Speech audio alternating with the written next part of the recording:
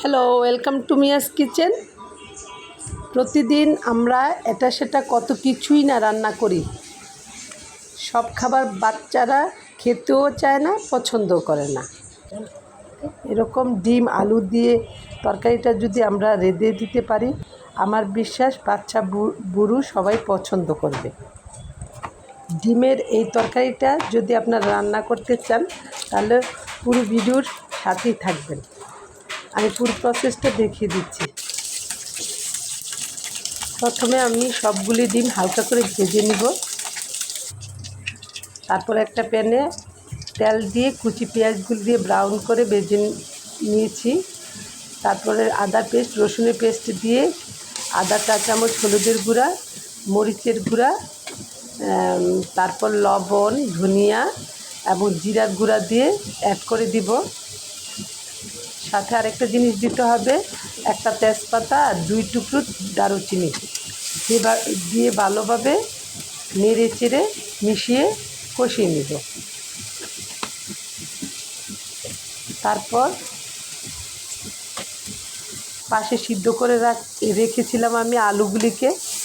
আপনারা ইচ্ছা করলে কাঁচা আলুটাও দিতে পারেন, তবে সিদ্ধ করলে আলুটা অনেক সফট হয়, খেতে ভালো লাগে।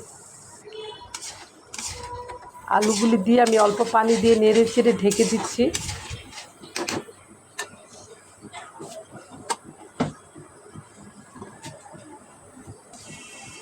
তারপর আলুগুলি কষানো হয়ে গেছে। তারপর ডিমগুলি একে একে বিছিয়ে দিব।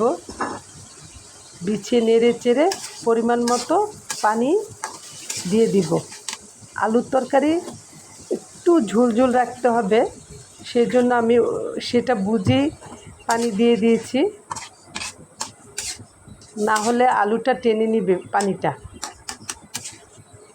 শুকনা শুকনা হয়ে গেলে খেতে ভালো লাগে না। কাঁচা মরিচও আমি বিছিয়ে দিয়েছি, সুন্দর একটা ফ্লেভার আসে। ভালোভাবে বলক এসে গেছে, নামিয়ে নেওয়ার সময় হয়ে আসছে।